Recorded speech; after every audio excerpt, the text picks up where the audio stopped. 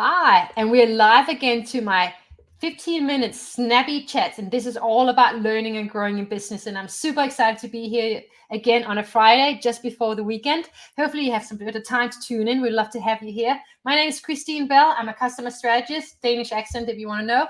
But this is all about learning and growing business today, not about me. And I'm super excited. I've got my good friend and mentor, Edward Zia, in the house today. And Edward Zia, I've known him for about 6-7 years. We went through in-person networking in Sydney back in the days when it was very popular and everyone was running around meeting each other.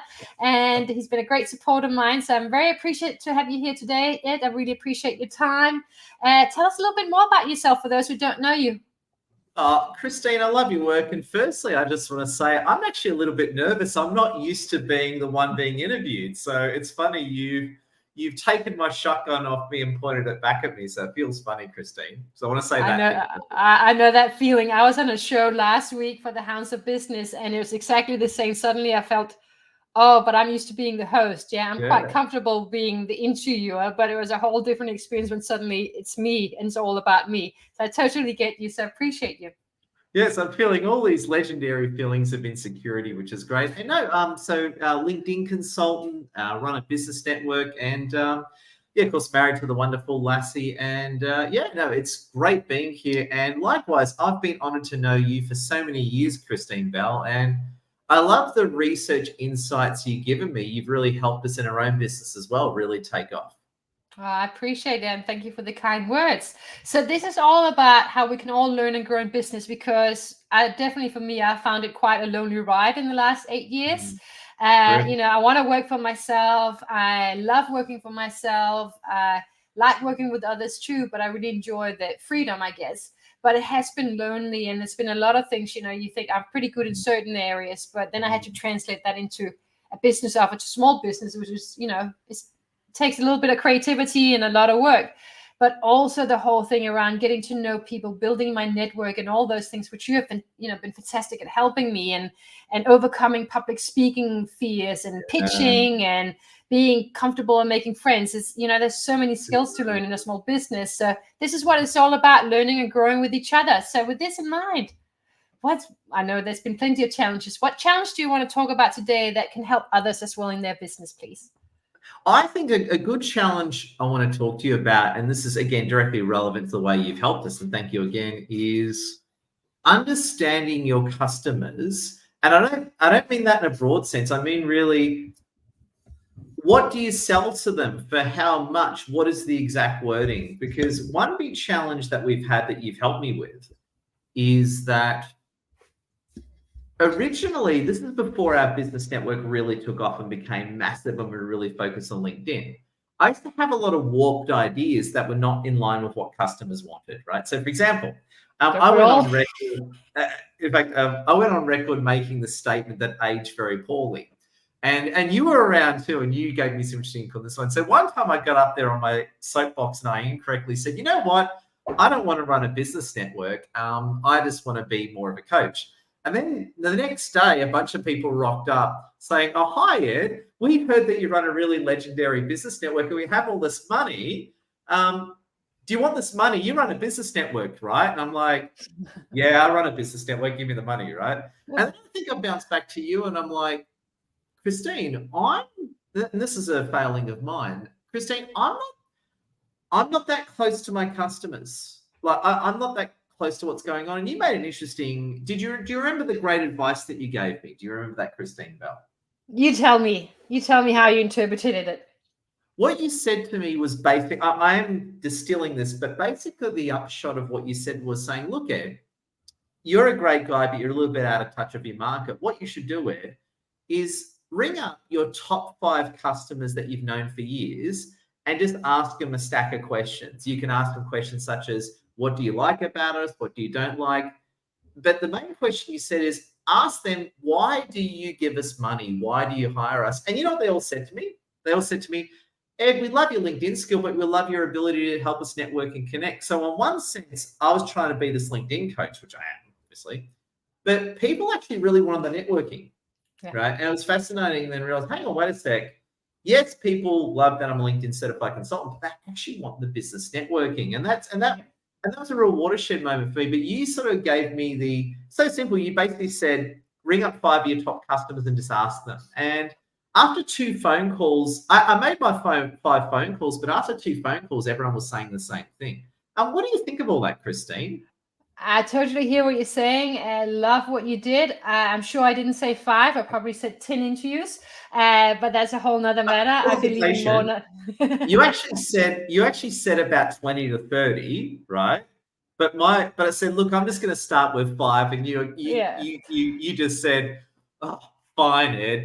5 is better than 0, and you sort of that's very true. Every conversation and it's great to actually have those in-depth conversations, where you actually have time and you have a conversation about it and get to understand where people are coming from. No right and wrong, just understanding. And understanding how they make decisions and what their beliefs are and what their motivations are. And that's what you're saying, understanding people's motivation and decide outcomes. And what you learned was that it doesn't mean we are not interested in LinkedIn as well. It's what do we want to pay for, So what's more something we really feel we need help with, where we don't feel confident. And usually with LinkedIn, social media, at least that's been my experience, we think, we can do this. It's not that hard. I'll just watch what others are doing. I'll be good, but when it comes to networking and meeting people and connecting and building know, like, and trust, that's really scary. Just like sales is scary. It's like out of our comfort zone. It's back to this thing. Oh, and I had that too. I had the lovely Sharon, who helped me, Sharon Grant, who helped me in terms of getting. I love Sharon Grant. She's an amazing. Where did she go? I miss her. Sharon Grant used to be everywhere. I think she's too busy. She's off the so she's not on social media as much, but she taught me around confidence. But back to it, understanding our customers and having conversations with them, one-on-one is amazing, but also think of networking not just as a chance to pitch slap or this is what I'm all about. Sometimes sitting back and just listening to what people are saying, having conversations about their life and how it fits into the business or vice versa. Informal networking, informal market research. It's so you can do it all the time. You just don't think about it. So this is how I've done it. I didn't just go to networking events thinking I must sell. I went, let me go and learn and hear what others are saying so I can learn from it. And that way everything turns into market research. The big thing I found, and you said this as well, by the way, and you've said this to me a million times, is the bit I found interesting about it was, so I think, in long story short, for argument's sake, let's say I spoke to about 10 different people, for argument's sake, right? Yeah. Everyone said the same thing. That's what I found interesting. So it wasn't like I was getting all these weird divergent views. Yeah. Everyone was saying the same thing, and that's what I think is so powerful. And I love the simple advice you gave me. I say to everyone. And that's the thing. Listen out for themes. Just listening out for themes. What are people saying and hearing the same things again and again. Now, 5 is better than nothing. More is better than 5. But yes, listening for those themes and going, and also listening to your intuition, and because sometimes when we hear things, suddenly we just go, it feels right. You just know someone told you the truth. So being able to also taking the ego out of it and just hear something and go, and this is exactly what you do. You're great at connecting people. Your networking events online and in person, people feel so relaxed. They all go, oh, it's so great to be here. It's such a nice energy. It's so welcoming. I'm so much more at ease. There's less, even though everyone gets to, pitch themselves, introduce themselves to whatever extent they want to and what they feel, it's still very much a friendly, collaborative, supportive environment. And people pay for that stuff because it can feel lonely in business. Like back to my first point, it's lonely in business. We need others, and having someone help us open up, like you did with me on stage, 6-7 years ago. I sent out a post yesterday, and it's all about, one thing was presenting when I was in agencies. I was under the agency banner and name, and I was presenting to clients who understands the jargon. Another thing is going out, it's just me and not quite sure on my offer yet, but here I am, and I want to introduce myself, to 70 people you don't know. Yeah. And it's funny, actually, I was thinking one thought, and we had this, and again, I don't mean to be political, but it's a good conversation. And you actually said something to me that actually you were ahead of the news. You said something to me that came out in the news the next day. So remember that crazy referendum we had, the whole yes/no referendum, right? Again, I don't mean to be political, but I know I'm disagreeing with most people. So what was interesting is, so obviously I'm a no voter and quite proud of it. And most people voted no. What was interesting is the day after the referendum, you and I had a conversation of why the no vote was so strong. And I made a point, and you made a counterpoint that the media picked up on, which I loved, is that my view is that the people pushing the yes vote didn't really understand their market and what their concerns were, right? Yeah. And you made a great retort to me that was actually came up in the news section. He said, look, Ed, I don't think they didn't understand. I just don't think they cared. I think they were just busy. And I think we were talking about, and I brought up Qantas and that. You basically said, look, Ed, it's not that they don't understand their market. They understand their market. They just don't care. They're doing their own thing. And on cue, the next morning came out this massive article saying how the yes camp doesn't care about what people think. They were just pushing their narrative. So I just thought I'd mention that. You were what you said, they actually literally wrote an article, quite a few articles word for word the next day. I thought I'd share that one with you.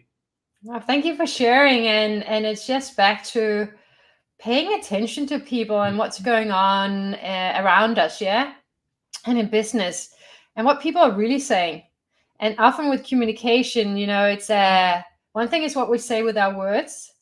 Another thing is what we're actually saying, yeah? And that's through our behavior. Watch people's behavior. If you want to understand what people really think and feel, watch their behavior, yeah? You can put out all the advertisement about these are my values. But what does it mean unless people act and companies act on their values? It means nothing. It's back to our behavior, yeah? And that's exactly right. If you watch people's behaviors and you know their background, so back to the yes/no vote. Of course, they've had the money. Of course, they've done the research. Of course, they're aware what the barriers would be. And they created an advertising campaign to try and what they believe was the best way to do it. That chose their strategy. Strategy is important. It may not always work, but at least we have a strategy, yeah? Yeah. And the other thing I found absolutely fascinating about it was how, and you said this before, and I've been guilty of this, is that a lot of big companies, they don't care what their market's thinking. They just push out whatever they want to push out. And if people don't like their message, they just say that the market's wrong. It's the whole big companies blaming their customers, right? And my favorite was good old Bud Light. I remember. I know it's a bit out of the news now, but when Bud Light got they still are, but when Bud Light got in a lot of trouble, it was like they were just so tone deaf. Everything they said in reply just dug them in the hole deeper. And I think it's what you said, and I've been guilty of this, is that sometimes you can be so detached from reality. You're living in your own fantasy world and you're not understanding your customers. And that's a big mistake that I made. And I love how you brought me closer to what people are thinking. So that's been a big sort of, I suppose, area of growth for me. And you said ego. I'm going to blame my heritage. I'm a complete Arab, and I've got a terrible Arab ego, which I'm busy trying to undo. So I don't know. I think I'm rambling. We all have an ego. Everyone has an ego, yeah. And everyone on the personal development journey, you kind of learn to at least see our ego, not to hate it, but just to see it, yeah?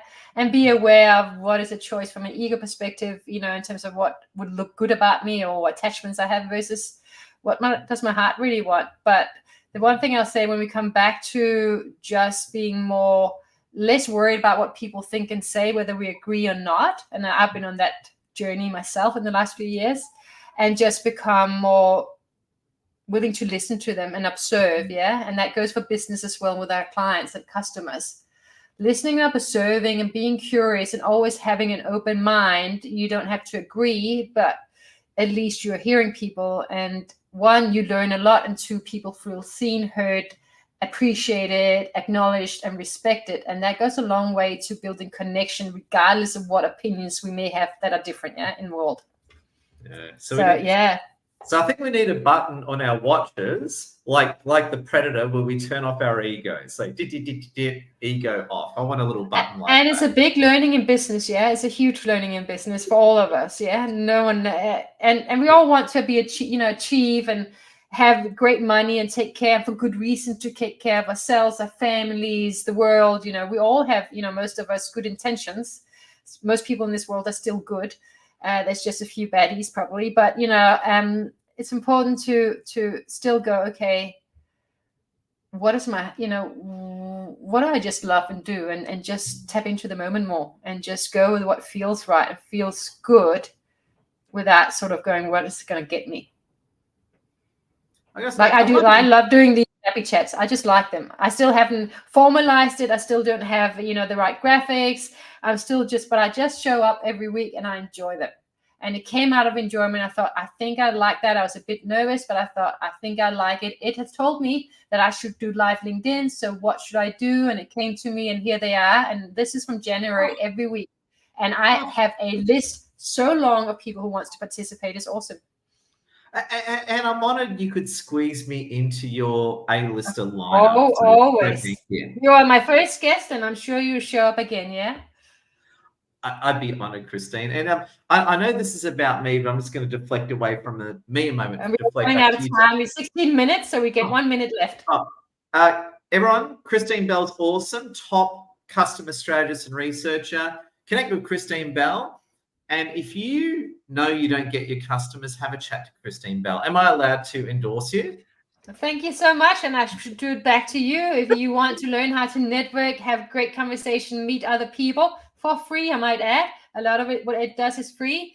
Come and join us. It's online on Mondays and Thursday nights, and in person in different cities in Australia as well. So find it if you're not already connected, but you've got so many connections. But if you haven't already connected, connect with Ed. It's good fun. We always laugh and have a good time. And I'm sure everyone in your networking events will say the same thing. It's a great community. So thank you so much.